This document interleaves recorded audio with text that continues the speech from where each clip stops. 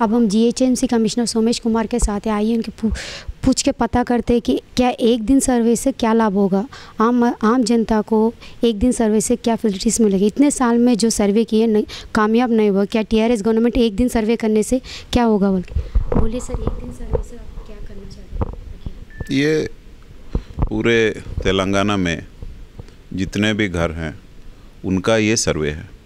हमारी कोशिश ये है कि सभी लोगों का डेटा हमारे पास आ जाए, उनका डिटेल हमारे पास आ जाए।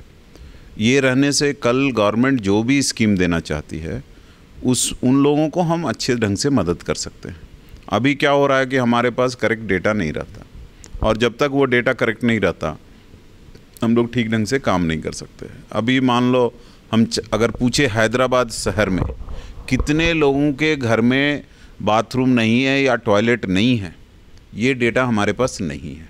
तो अगर सरकार ये स्कीम कोई बनाना चाहे कि टॉयलेट बनाएंगे, कितने लोगों को ज़रूरत है किसी को पता नहीं, तो ऐसे क्या होता है, इसी से हम ठीक से प्लान नहीं कर पाते।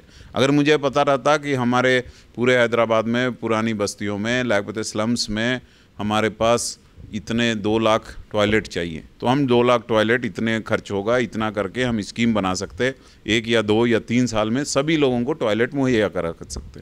इसीलिए ये सर्वे बहुत ज़रूरी है। अब दूसरा आप सवाल पूछ रहे हो कि ऐसा क्यों पहले हुआ, वो क्यों नहीं हुआ, एक दिन में कैसे होता। पहले इतना फोकस नहीं था, कभी कभी शुरू करते कभी ख़त्म करते, वो पूरा डेटा उल्टा पुल्टा आता। आज के दिन में क्या है कि सभी लोग एक ही दिन कर रहे हैं, पूरे तेलंगाना में एक दिन हो रहा है, तो क्या होता, सब कोई उसी पे फोकस रहता। आप देखिए अभी इसके पहले इतना चैनल का ध्यान भी नहीं था, जब सेंसस हुआ कौन बात किया, कोई नहीं बात किया। तो जब हम एक दिन करते हैं तो सब कोई उसी पे फोकस करता, हम सभी लोग वही काम करते, तो क्वालिटी इंप्रूव होता। दूसरा क्या है, कुछ लोग क्या करते, एक गांव में अपना लिखा लेते, बाद में आके फिर शहर में भी लिखा लेते, तो ऐसे क्या होता, डुप्लीकेट हो जाता। आप देखो तो आज के दिन में 94 लाख वाइट राशन कार्ड है, लेकिन हमारा जो घर है, कुटुंब है या जितने घरें हैं वो 84 लाख ही हैं, तो 10 लाख कहाँ चला गया, और सब तो गरीब नहीं है।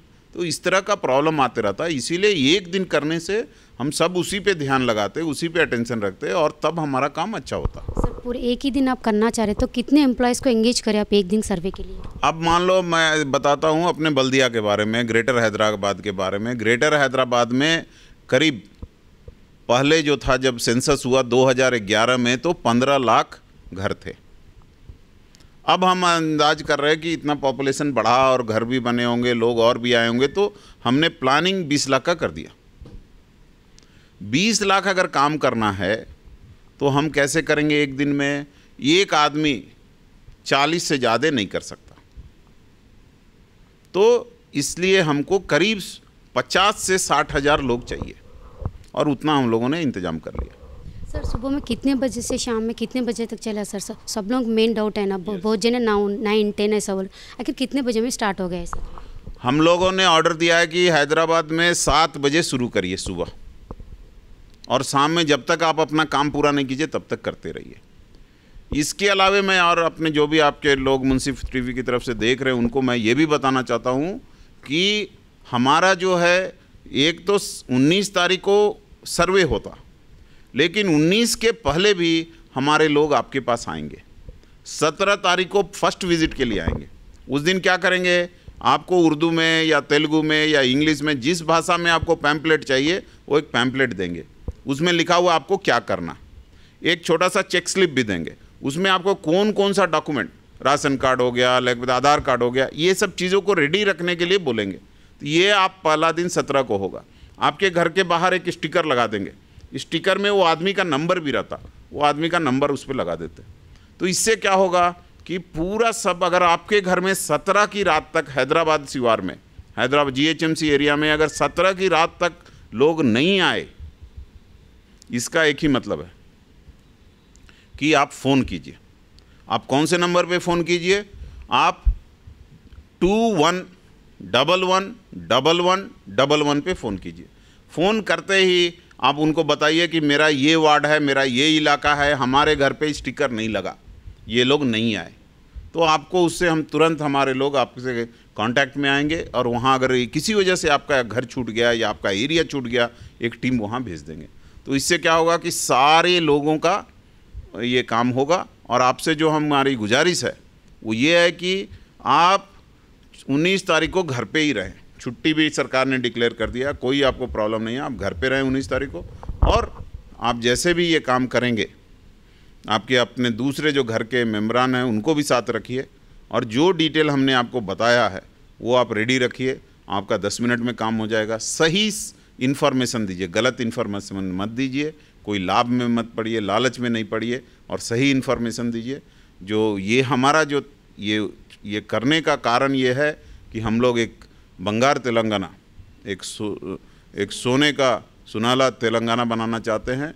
और ये तभी संभव होगा जबकि हर एक लोगों को जो ज़रूरत है वो सरकार देगी। तो इसीलिए ये सर्वे बहुत इम्पॉर्टेंट है, और आप सभी लोगों से मेरी गुजारिश है कि ज़रूर इसमें हिस्सा लीजिए, अफवाहों पे न जाइए। सबसे आखिरी क्वेश्चन सर, आप जो बोल रहे सही है, मगर थोड़े डिपार्टमेंट ऐसे है कि 24/7 का, जैसे कि पुलिस, हेल्थ और मीडिया, उनके लिए क्या सहूलियतें दी जाएगी आप? जी बिल्कुल, आपका सही।